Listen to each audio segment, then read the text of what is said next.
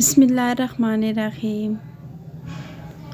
मैं दुबई में 5 साल से मुकीम था और मैं बहुत गरीब आदमी था, चोरी काम करता था। मेरे कागजात नहीं बने हुए थे। एक दिन एक खूबसूरत औरत मेरे पास आई और कहने लगी, मेरे लिए काम करो, मेरे घर में रहो, मैं महीने के 2000 दिरहम दूंगी। मैं फ़ौरन मान गया क्योंकि ये पाकिस्तानी 2 लाख रुपए बनते थे। जब उस औरत के घर गया और उसने पहला काम बताया तो मेरे औसान ख़ता हो गए। वो तो मुझे औरतों के साथ। मेरा नाम अमजद है। मैं दुबई में 5 साल से मुकीम था। नई नई शादी हुई तो माँ ने 1 हफ़्ते के बाद ही कहना शुरू कर दिया कि तुम्हारी शादी पर बहुत ख़र्चा हो गया, अब तुम बाहर मुल्क जाओ और काम करो क्योंकि तुमने बहनों का जहेज़ बनाना है। बीवी के पल्लू से बंध कर बैठ ना जाओ। जब बहनों की शादी कर लो तो फिर अपनी बीवी के साथ बेशक अलग रहना, जो मर्ज़ी हुई करना, हमें कोई परवाह नहीं होगी। बात तो उनकी भी ठीक थी। मैं अकलौता भाई था और मेरी 3 बहनें थीं। अगर सिर्फ़ घर चलाना होता तो पाकिस्तान में ही कोई नौकरी कर लेता, लेकिन बहनों का जहेज़ बनाना था, इसलिए मैं दुबई चला गया। वहाँ पाकिस्तानी ये सोच कर जाते हैं कि शायद कोई बहुत ही आसान काम होगा और पैसे मिल जाएंगे, लेकिन वहाँ जाके पता चलता है कि अपने मुल्क में रूखी सूखी मिल जाना भी अच्छी बात है। कम से कम इंसान इज़्ज़त से खाता तो है। मुझे दुबई में 5 साल हो गए थे और मैं अभी तक अपने कागजात नहीं बनवा पाया था। मेरे पास इतने पैसे ही जमा नहीं होते थे, जो थोड़े बहुत जमा होते तो वो घर भेज देता। बीवी से बात करता तो वो रोने लग जाती कि तुम नई नवेली दुल्हन को शादी के 1 हफ़्ते बाद ही छोड़कर चले गए। और अब 5 साल हो गए हैं। मैं ये वक्त आपके बिना कैसे गुजारती हूँ ये मैं ही जानती हूँ।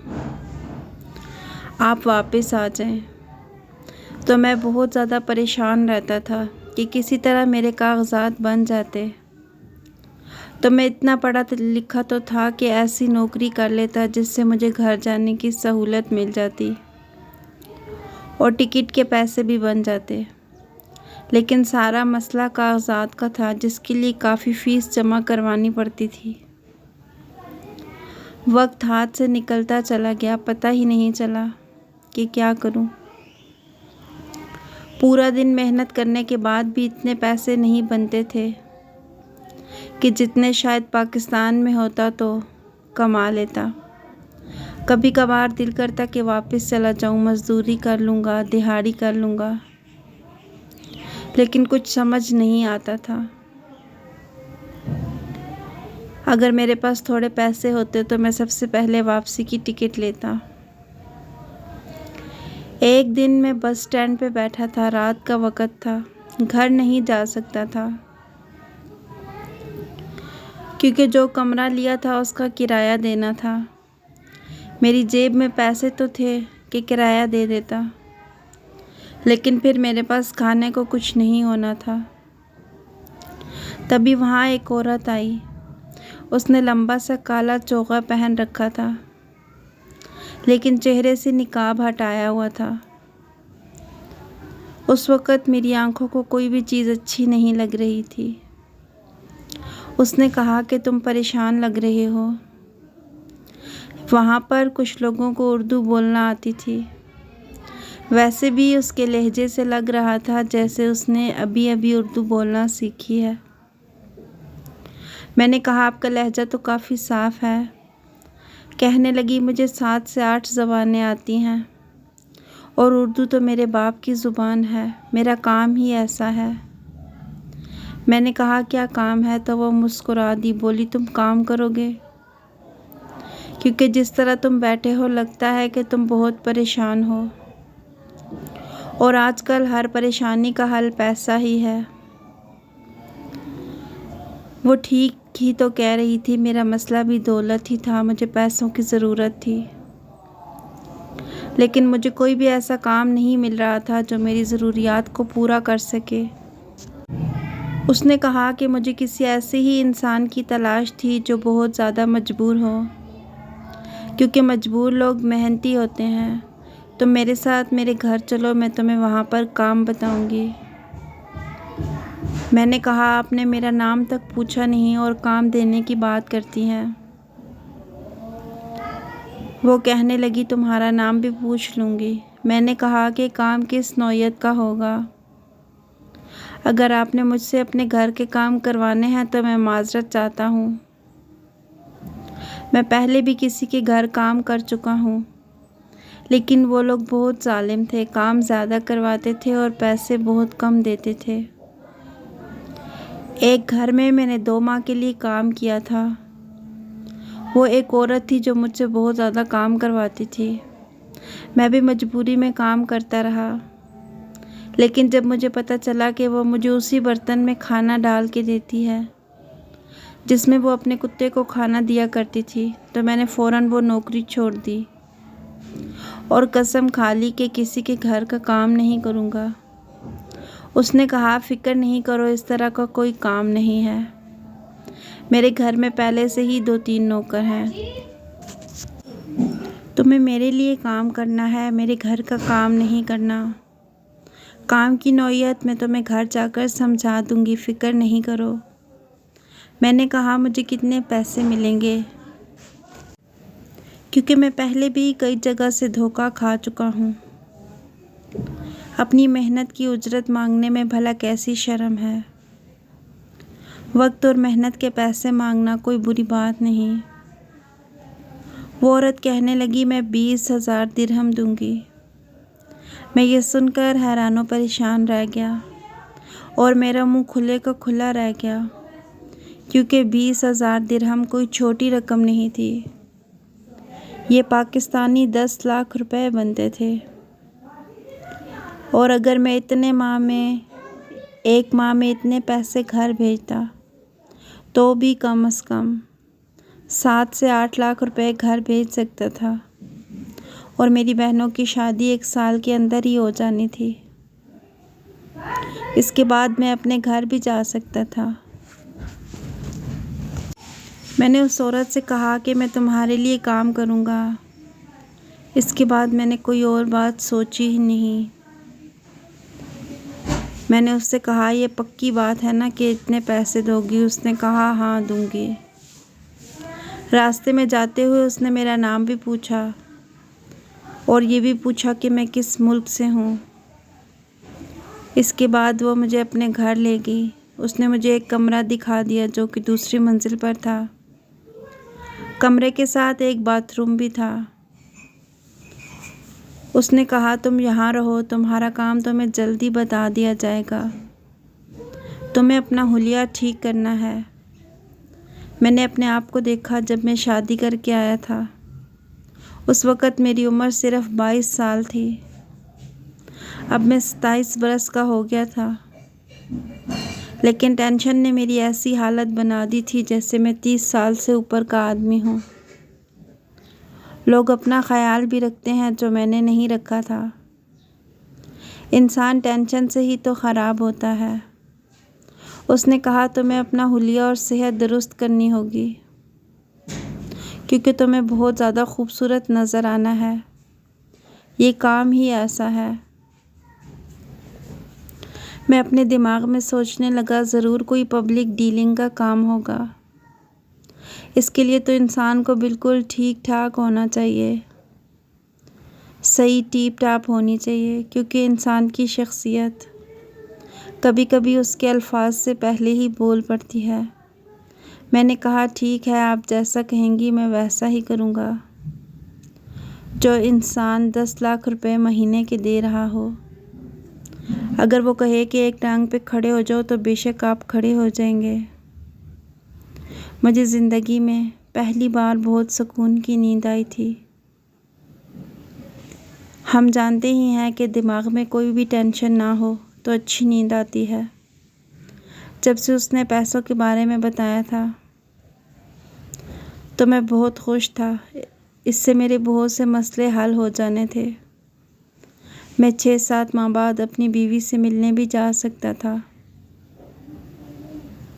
मैंने कहा जब मुझे पैसे मिल जाएंगे तो मैं घर भेजूंगा और कहूँगा कि मेरी बहुत अच्छी नौकरी लग गई।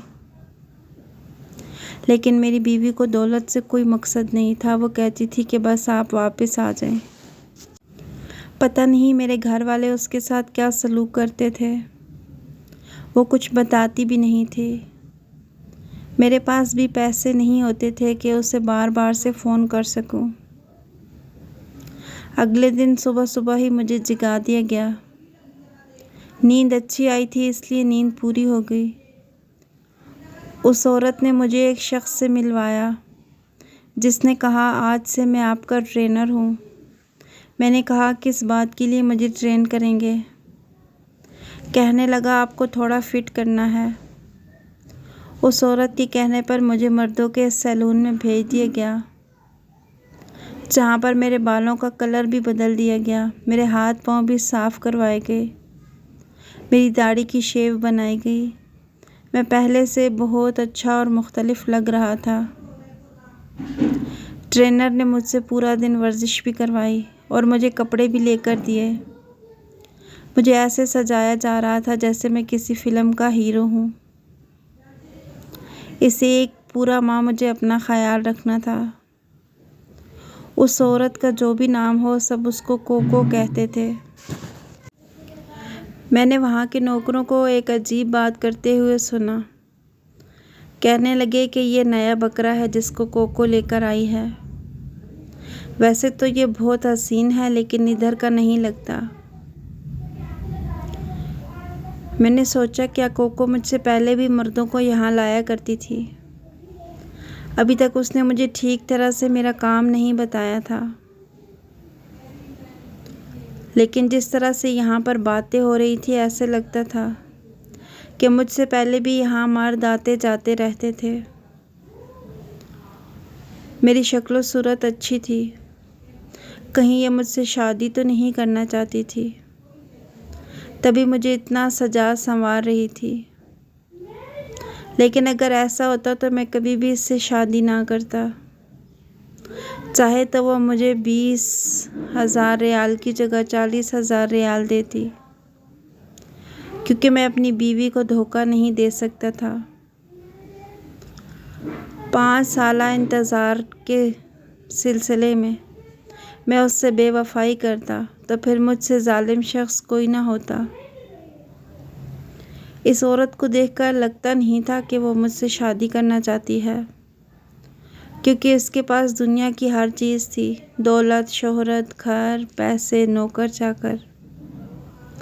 वो एक सड़क से उठाए हुए शख्स से शादी क्यों करेगी? उसे यूँ एक दफ़ा देखने से मुझसे मोहब्बत नहीं हो सकती थी। इसका मतलब यही था कि मैं गलत सोच रहा था। उसने तो मेरी मदद की थी। उसके बारे में मुझे इस तरह की बातें नहीं सोचनी चाहिए थी। मुश्किलों और तंगदस्ती में 5 साल 5 सदियों की तरह मैंने गुजारे थे। लेकिन अच्छे माहौल में 1 माह कैसे गुजर गया था ये पता ही ना चला। 1 माह बाद मैं ख़ुद को देख के हैरान रह गया। मैं बहुत ही खूबसूरत और हैंडसम लग रहा था। फिर मुझे बताया गया था कि तुमने इस तरह से खड़ा होना है। ट्रेनर कोको से देखने लगा, ये देखो मैंने क्या किया। वो कहने लगी, तुम पर तो मुझे पहले दिन से ही भरोसा है। तुमने बहुत अच्छा काम किया है। ट्रेनर ने कहा, आपकी नज़र तो जौहरी की है, आप हीरा पहचान लेती हैं। तो कोको कहने लगी, हीरे को तराशते तो तुम ही हो ना। फिर कहने लगी, बताओ ये कहाँ तक चला जाएगा? उसने कहा, ज़्यादा से ज़्यादा 7,000 तो कहीं नहीं गए। वो कहने लगी, 1 हफ्ते का। तो ट्रेनर कहने लगा, नहीं 1 रात का। फिर वो दोनों एक साथ हंसने लगे। मैंने कहा, आप मुझे मेरा काम बता दें। उसने कहा, तुम अच्छे से तैयार हो जाओ, तुम्हें तुम्हारा काम आज ही बता दिया जाएगा। फिर मुझे शाम को एक बहुत बड़े मॉल में ले जाया गया। यहाँ पर औरतें और मर्द भी मुझे ऐसे देख रहे थे कि जैसे मैं बहुत ज़्यादा हसीन हूँ। इसकी एक वजह तो मेरे कपड़े और जूते थे जो बहुत ही महंगे थे, और मेरे साथ 2 गार्ड्स भी चल रहे थे और ट्रेनर भी मेरे साथ था। उसने मेरे हाथ में जामुनी रंग का रुमाल पकड़ा दिया और कहा कि तुमने इसको हाथ में पकड़े रहना है ताकि सब लोग इसको देखें। मैंने कहा, ये सब क्या है? तो उसने कहा, यही तुम्हारा काम है। दरअसल तुमने जो कपड़े पहने हैं वो किसी ब्रांड के कपड़े हैं, और हम चाहते हैं कि लोग तुम्हारी तरफ मुतवज्जे हों, ताकि लोग हमसे पूछें कि ये कपड़े आपने कहाँ से लिए हैं। इस तरह इनकी मशहूरी होगी और फिर लोग उन्हीं से कपड़े लेंगे, हमसे उस जगह का पता पूछेंगे और ब्रांडेड वाले हमें पैसे देंगे। उन्हीं पैसों से हम तुम्हें तनख्वाह देंगे। तुमने हर रोज़ अच्छे अच्छे कपड़े पहनकर मॉल में आना है। सब लोगों को यही लगना चाहिए कि तुम बहुत ही अमीर इंसान हो। अब मुझे अपने काम की समझ आ गई थी। मैंने कहा, यह तो बहुत अच्छा और बड़ा सीधा सा और आसान सा काम है। मॉल के अंदर एसी लगे हुए थे। 1 घंटे तक तैयार होकर महीने के इतने सारे पैसे मिल रहे थे। मेरी तो किस्मत ही खुल गई थी, मुझे बहुत अच्छा काम मिल गया था। मुझे कोको की तरफ से कॉल आई तो कहने लगी, बताओ काम कैसा लगा?